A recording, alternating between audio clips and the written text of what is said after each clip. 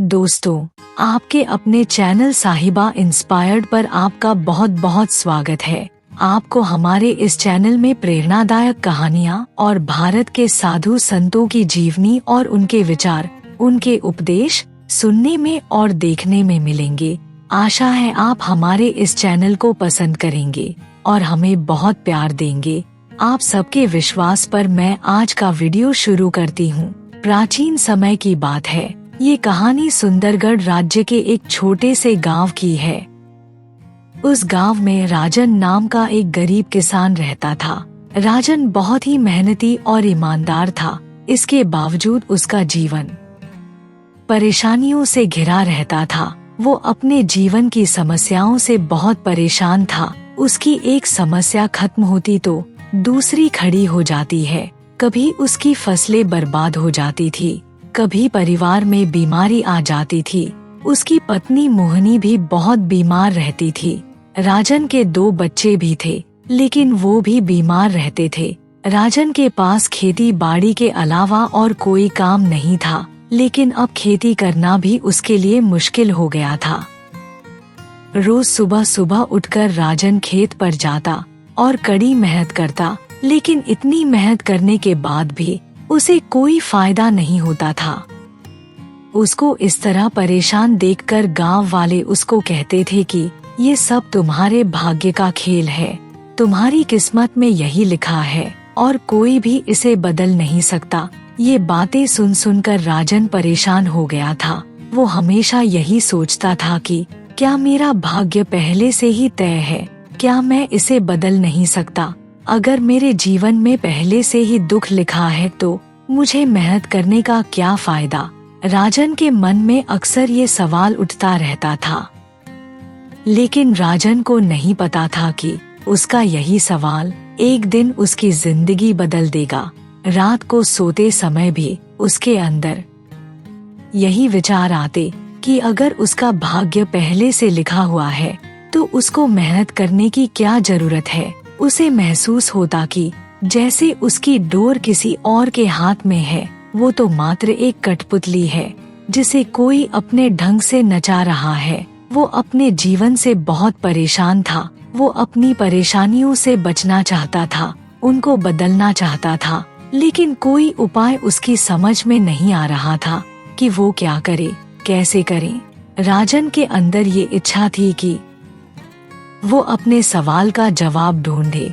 एक बार गांव के एक बुजुर्ग ने उसे कहा, तुम्हारे इस सवालों का जवाब पहाड़ों में रहने वाले एक साधु ही दे सकते हैं।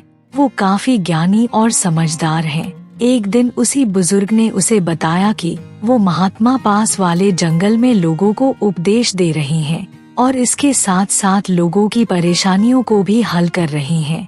ये सुनकर राजन ने अपनी पत्नी मोहिनी से कहा, मैं उस महात्मा से मिलना चाहता हूँ और उनसे ये जानना चाहता हूँ कि क्या मेरा भाग्य पहले से लिखा जा चुका है या फिर मैं इसे बदल सकता हूँ। मोहिनी को पता था कि राजन इस सवाल से बहुत परेशान है और इसका जवाब उसे अंदर ही अंदर खाए जा रहा था, इसलिए उसने राजन को जाने से रोका नहीं।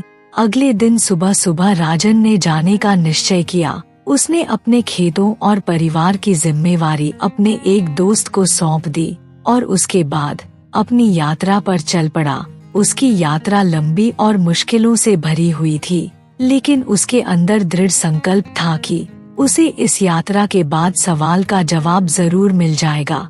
राजन की यात्रा आसान नहीं थी। इसके लिए उसे घने जंगलों और नदियों को पार करना पड़ा। कभी कभी उसे भूखा भी रहना पड़ता तो कभी कभी ठंडी रातों में सोना पड़ता।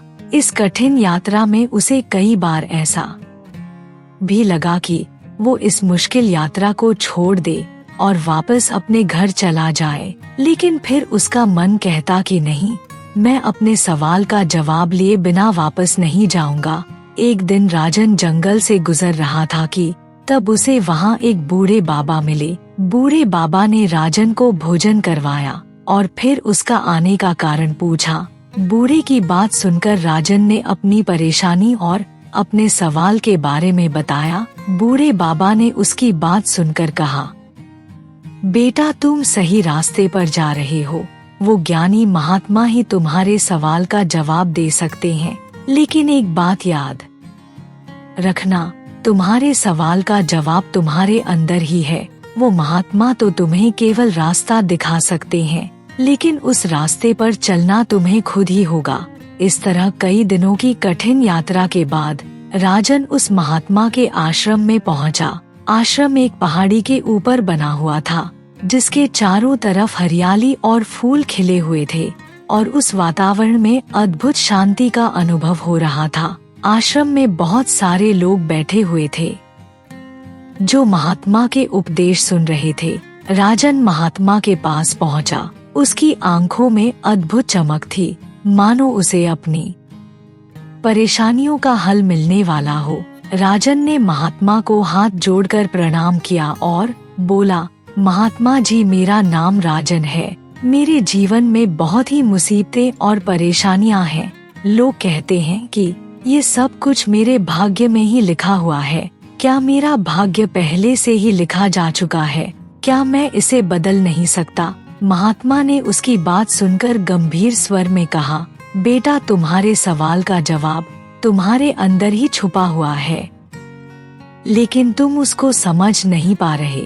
इसे मैं तुम्हें एक प्रसंग के जरिए समझाता हूँ, जिससे तुम्हारे सवाल का जवाब मिल जाएगा। महात्मा ने राजन से कहा, बेटा, मान लो तुमने एक बीज बोया है। कुछ समय के बाद बीज एक पौधे के रूप में आ जाएगा। उसके बाद वो एक बड़े पेड़ में तब्दील हो जाएगा। लेकिन वो पेड़ कैसा होगा, ये इस बात पर निर्भर करता है कि उसे कितना पानी, कितनी सूरज की रोशनी और उसकी कितनी देखभाल हुई है। अगर बीज को सही समय पर पानी मिलता है तो वो एक मजबूत और घना पेड़ बनेगा, लेकिन अगर ऐसा नहीं हुआ तो वो बिल्कुल सूख जाएगा। इसी तरह तुम्हारा भाग्य भी काम करता है। तुम्हारे पूर्व जन्मों के कर्म बीज की तरह है, और तुम्हारे वर्तमान के कर्म उसे पानी और पोषण देने वाले तत्व है। राजन ने महात्मा के इस प्रसंग को बड़े ध्यान से सुना, लेकिन अभी तक उसे उसके सवाल का जवाब नहीं मिला था, या फिर वो इसको समझ नहीं पाया था। उसने सोचा कि क्या उसके कर्म वास्तव में उसके भाग्य को बदल सकते हैं। राजन के सवाल के जवाब को और स्पष्ट करते हुए महात्मा ने कहा, भाग्य और कर्म एक दूसरे के साथ जुड़े होते हैं। तुम्हारा भाग्य तुम्हारे पिछले कर्मों का परिणाम है, लेकिन इस बात को याद रखना कि ये कोई पत्थर की लकीर नहीं है। तुम्हारे वर्तमान के कर्म तुम्हारा भविष्य बदल सकते हैं। अगर तुम अच्छे और भले कर्म करोगे तो तुम्हारा जीवन जरूर बदलेगा। इसके बाद महात्मा ने एक और उदाहरण दिया और कहा, मान लो तुम्हारे पास एक नाव है और वो नाव नदी की धारा में बह रही है। तुम्हारा भाग्य इस धारा के समान है, जो तुम्हें एक ही दिशा में लेकर जा रहा है, लेकिन तुम्हारे पास चप्पू है, और तुम्हारे कर्म ही वो चप्पू है जो तुम्हें धारा के उल्टी दिशा में भी ले जा सकते हैं। राजन अब इस बात को कुछ हद तक समझ गया था कि कर्म और भाग्य कैसे आपस में जुड़े होते हैं, लेकिन अब उसके मन में एक नया सवाल पैदा हो गया था। उसने महात्मा से पूछा, महात्मा जी, अगर कर्म ही हमारा भाग्य बनाते हैं तो क्या इसका मतलब यह है कि जो भी कुछ मेरे साथ अब हो रहा है वो मेरे पूर्व जन्मों के कर्मों का फल है, और अगर मैं आज से अच्छे कर्म करना शुरू कर दूं तो क्या इससे मेरा भाग्य तुरंत बदल जाएगा? महात्मा उसकी बात सुनकर मुस्कुराए और बोले, बेटा, जरूरी है कि तुम वर्तमान के कर्मों को समझो। तुम्हारे वर्तमान के कर्म तुम्हारे भविष्य का निर्माण करते हैं, लेकिन ये सब कुछ धीरे धीरे होता है। जैसे एक बीज को पेड़ बनने में काफी समय लगता है, इसी तरह तुम्हारे पिछले कर्मों के परिणाम को बदलने के लिए धैर्य और सब्र की जरूरत होती है। ये कभी मत सोचो कि तुम्हारा जीवन तुरंत बदल जाएगा, लेकिन सही कर्म करने से तुम्हारे जीवन की दिशा जरूर बदल जाएगी। तुम्हारी परेशानियों धीरे धीरे कम होनी शुरू हो जाएगी, लेकिन याद रखना कि तुम्हारे कर्म का फल धीरे धीरे ही आएगा। फिर महात्मा ने उसे एक कहानी सुनाई। किसान ने अपने खेत में बीज लगाए। पहले साल बारिश न होने के कारण उसकी फसल उग नहीं पाई। ये देखकर किसान निराश हो गया। उसने ये सोच लिया कि यही मेरा भाग्य है। लेकिन इसके बावजूद उसने हार नहीं मानी। अगले साल उसने फिर से बीज बोए। इस बार मौसम सही रहा और बारिश भी सही समय पर हुई।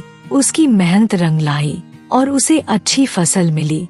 किसान की इस बात से सबक मिलता है कि कर्म लगातार करते रहना है, भले ही उसका फल जल्दी ना मिले। राजन के अंदर अभी भी ये सवाल बना हुआ था कि क्या अतीत के कर्मों को बदला जा सकता है। उसने महात्मा से कहा, अगर मेरे पिछले कर्म ही मेरे दुखों का कारण है, तो क्या मैं उसे पूरी तरह से बदल सकता हूँ, या फिर मुझे अपने वर्तमान पर ही ध्यान रखना पड़ेगा। महात्मा ने गंभीर स्वर में कहा, अतीत को बदलना तो मुश्किल है, क्योंकि जो कुछ हो चुका है वो बदला नहीं जा सकता। लेकिन तुम अतीत को समझकर ही वर्तमान को सही दिशा में ले जा सकते हो, क्योंकि तुम्हारे वर्तमान के कर्म ही तुम्हारे भविष्य को अच्छा बना सकते हैं।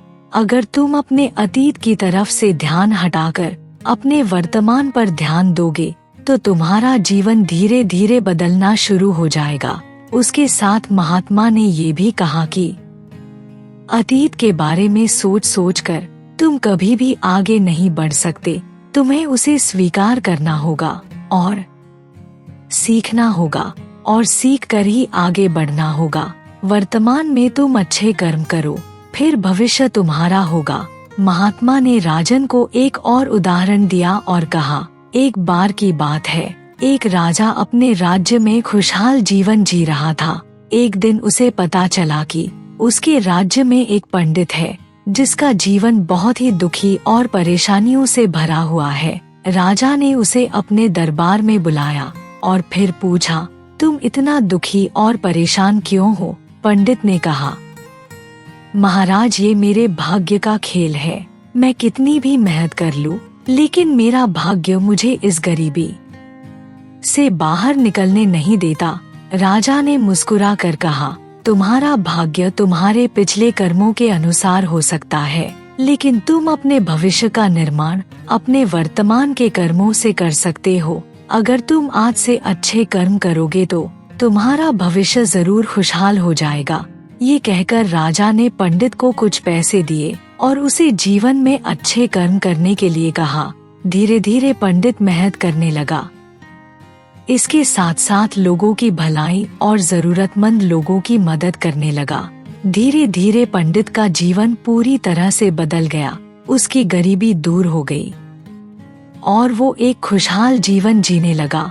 महात्मा की बात सुनकर राजन के अंदर एक नई उम्मीद जाग गई। उसने महसूस किया कि भाग्य कोई ऐसी चीज नहीं है जो हमेशा रहती हो और उसे बदला ना जा सके। वो उसके बुरे कर्मों का नतीजा था, और अगर वो अपने कर्मों में बदलाव करेगा तो उसका जीवन भी अच्छा हो सकता है। राजन को अब समझ आ गया था कि उसे अपने अतीत के कर्मों को स्वीकार करना होगा और उसे भूलना होगा। फिर उसके बाद उसे अपने वर्तमान के कर्मों पर ध्यान देना होगा। राजन महात्मा से बोला, महात्मा जी, मुझे समझ में आ गया है कि मेरा भाग्य मेरे ही हाथों में है और मैं अपने अच्छे कर्मों के द्वारा अपने जीवन को बदल सकता हूँ, एक नई दिशा में ले जा सकता हूँ। महात्मा ने उसको आशीर्वाद दिया और कहा, जो इंसान सही रास्ते पर चलता है उसे कभी निराशा नहीं मिलती। जीवन में जो कुछ भी होता है वो सब हमारे कर्मों के अनुसार ही होता है, लेकिन अगर हम अच्छे कर्म करेंगे तो हमारा भविष्य जरूर अच्छा होगा। राजन ने महात्मा को प्रणाम किया और वापस अपने घर चल पड़ा। अब उसके अंदर एक नई उम्मीद थी। अब उसे विश्वास हो गया था कि जीवन में जो भी दुख या परेशानियां हैं, वो उसके पूर्व जन्म के कर्मों का फल है। लेकिन अब वो जानता था कि वो अपने कर्मों से अपना भविष्य बदल सकता है। उसके बाद राजन ने गांव में पहुंचकर अपने जीवन को बदलना शुरू कर दिया। वो अपने काम में और ज्यादा मेहनत करने लगा। इसके साथ वो लोगों की मदद भी करने लगा और भूखे और जरूरतमंद लोगों को खाना भी खिलाने लगा। अपने परिवार की तरफ ज्यादा जिम्मेदार हो गया और अपना स्वभाव बिल्कुल बदल लिया। पहले उसके जीवन में जो बेचैनी रहती थी, अब उसकी जगह धैर्य और सब्र आ गया। धीरे धीरे उसकी जिंदगी में सकारात्मक परिणाम नजर आने लगे। अब उसकी फसल भी अच्छी होने लगी। उसकी बीवी मोहनी और बच्चे भी बीमारी से बाहर निकल आए थे। वो अब हंसते खेलते रहते थे। राजन की आर्थिक स्थिति भी पहले से काफी सुधर गई थी। राजन की जिंदगी धीरे धीरे बिल्कुल बदलने लगी। उसके अच्छे कर्मों के कारण उसकी मेहनत का फल उसे मिलने लगा। गांव के लोग राजन की इज्जत करने लगे और उसकी तरक्की की तारीफ करने लगे। वो सबसे यही कहते थे कि राजन ने अपनी मेहनत और अच्छे कर्मों की बदौलत अपने भाग्य को बदल डाला और उसने अपने कर्मों से ये भी साबित कर दिया है कि भाग्य जरूर पहले से तय होता है, लेकिन अच्छे कर्मों से उसे बदला भी जा सकता है। राजन का ये बदलाव उसे काफी आगे ले गया। अब राजन अपने हर दिन को अपनी मेहनत और कर्मों से आगे बढ़ाने में लग गया।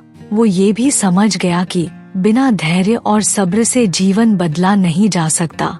इस तरह समय के साथ साथ राजन गांव के सफल किसानों में से एक बन गया। अब राजन की हालत काफी सुधर गई थी। एक दिन राजन ने अपनी पत्नी मोहनी से कहा, महात्मा की बदौलत ये चमत्कार हुआ है जिनके कारण मेरा भाग्य बदल गया है।